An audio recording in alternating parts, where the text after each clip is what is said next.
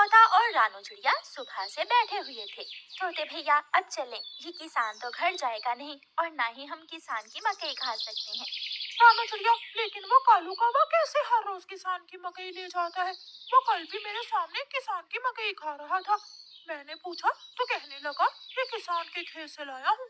वो एक नंबर का चोर है, किसी न किसी तरह वो मकई चोरी करके ले जाता होगा। किसान खेत में काम कर रहा था और चिड़िया और तोता बिना मकई खाए ही जंगल वापस चले जाते हैं।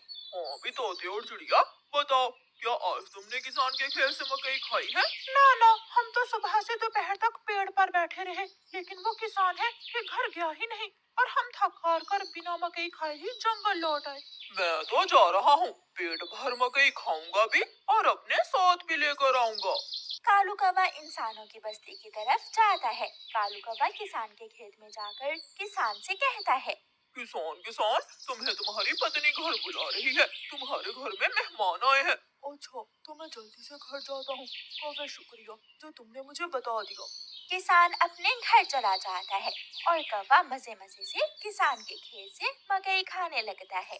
नहीं, मैंने तो आपको नहीं बुलाया। क्या मेहमान नहीं आए थे? तो फिर उस काले कौवे ने मुझसे झूठ क्यों बोला? कौवा झूठा है, मैंने तो उसे नहीं भेजा। कौवा पेट भरकर मकई खाता है और कुछ मकई अपने साथ लेकर वापस जंगल लौट जाता है। कौवे कौवे, एक मकई का भुट्टा मुझे भी दे दो। ना ना, मैं तो मकई का भुट्टा किसी को नहीं दूंगा, बहुत मुश्किल से लाया हूँ मैं। कौवा चिड़िया के सामने बैठकर मकई का भुट्टा खा रहा था और चिड़िया के मुंह में पानी आ रहा था।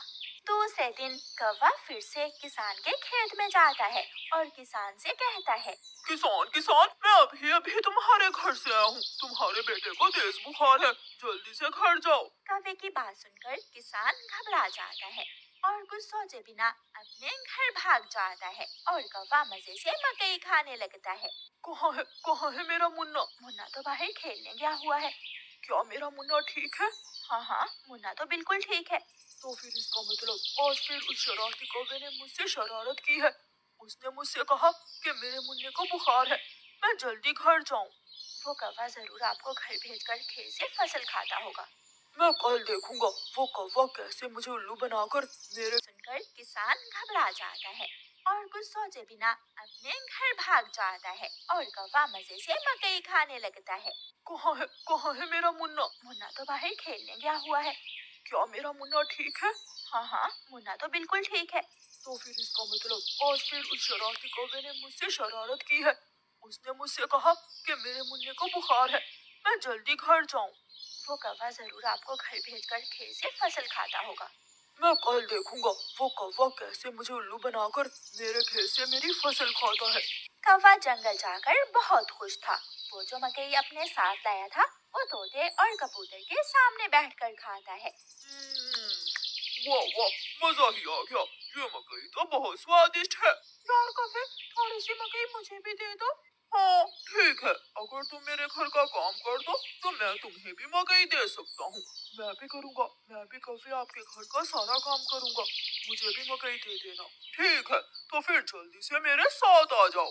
कौवा कबूतर और तोते को अपने घर ले जाता है। तोते, तुम जल्दी से मेरे घर की सफाई सुथराई कर दो और कबूतर तुम जल्दी से मेरे सारे बर्तन धो दो, फिर मैं तुम दोनों को मकई दूंगा।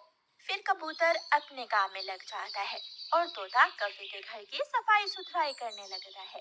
दोनों अपना अपना काम खत्म कर देते हैं। कौवे, मैंने काम कर दिया है, अब मुझे मकई दे दो। मैंने भी काम कर लिया है, मुझे भी मकई दो। कौन सी मकई? चलो भाग जाओ यहाँ से तुम दोनों, मैं तुम्हें कुछ नहीं देने वाला। तुम धोखेबाज हो, तुमने धोखे से हमसे अपना काम करवाया और अब हमें भूखे ही भेज रहे हो। कबूतर और तोता वहाँ से चले जाते हैं। कौवा हर रोज की तरह अगले दिन भी किसान को पागल बनाने के लिए किसान के खेत में चला जाता है। कौवा किसान के पास जाता है और किसान से कहता है, किसान, मैं अभी अभी देख कर आया हूँ, तुम्हारी गाय जंगल की तरफ जा रही है, शायद उसकी रस्सी टूट गई होगी। मेरी गाय को तो शेर खा जाएगा। कौवे, मैं जल्दी से जाकर अपनी गाय को बचाता हूँ। किसान वहाँ से जाता है, लेकिन आज किसान थोड़ी दूर जाकर पेड़ के पीछे छुप जाता है। कौवा किसान के खेत में जाकर मकई खाने लगता है। तो ये कौवे का बच्चा इसलिए मुझे हर रोज किसी न किसी तरह खेत से खेल देता है।